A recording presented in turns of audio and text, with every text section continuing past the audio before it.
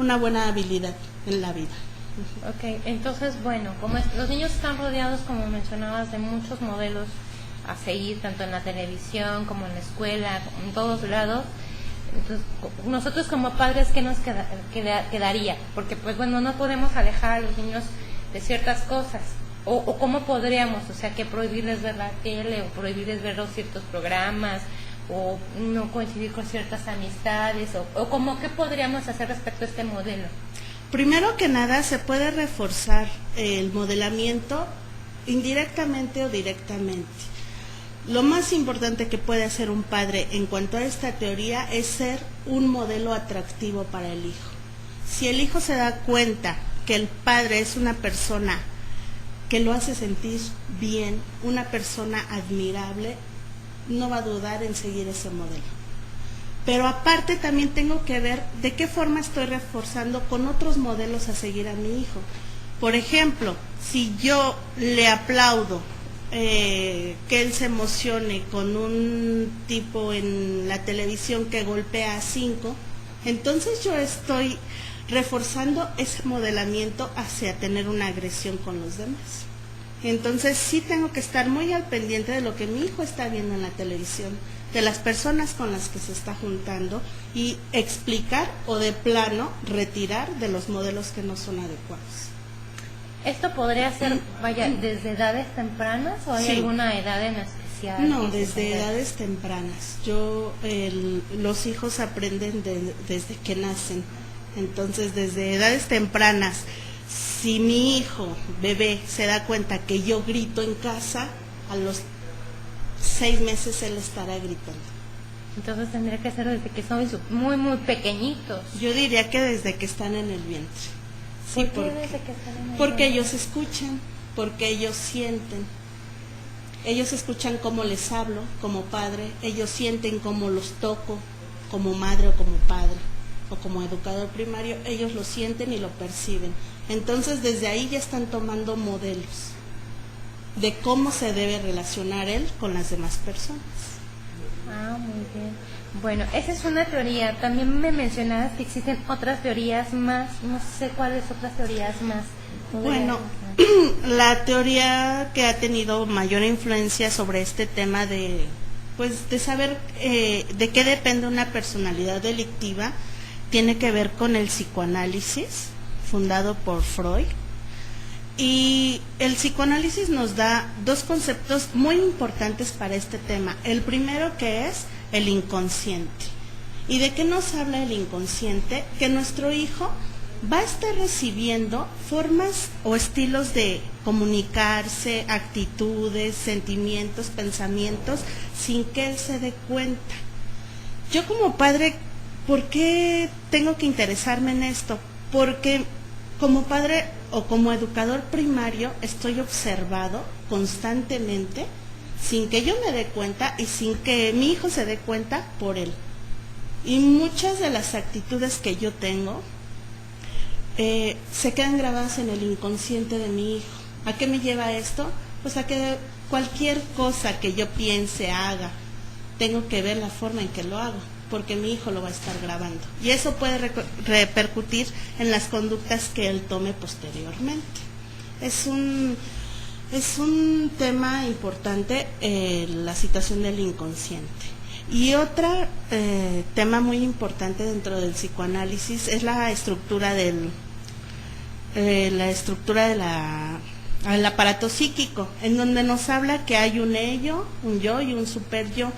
¿Qué es lo que nos interesa de este aparato psíquico en relación a este tema? El super yo. Porque el super yo es como el lugar donde acumula la persona todas las normas morales. Pero aquí como padre, ¿yo cómo intervengo? Pues las primeras normas las doy yo como padre.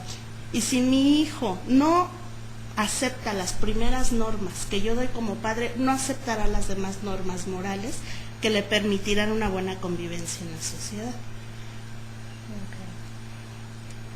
Okay. Bueno, tenemos que irnos a un corte, pero a mí sí me gustaría que para regresando me explicara sobre estas estructuras del yo y el super yo para poderlas entender un poquito más, ¿sí? Entonces, bueno, regresando podremos seguir hablando sobre esta teoría.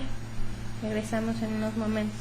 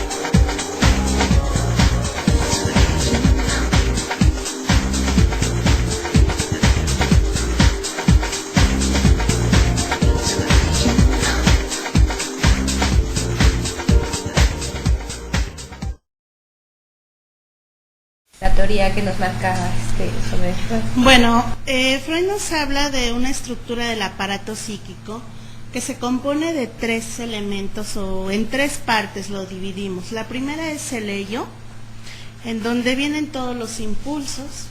Después viene el yo, que es más que nada consciente, pero lo que nos interesa para el tema que estamos tratando de prevenciones del delito es el superyo.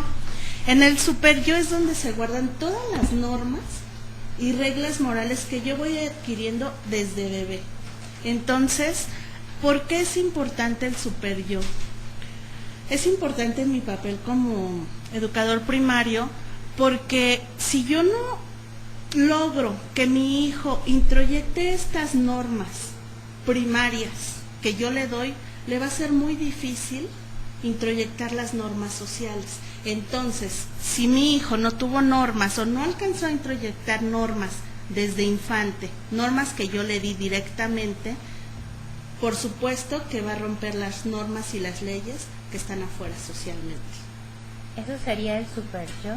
Ese es el superyo. El superyo es el que nos marca qué es lo que debemos hacer y qué es lo que no debemos hacer moralmente. Entonces se ha visto en estudios que los delincuentes tienen un superyo débil, o sea que no han introyectado todas esas normas morales.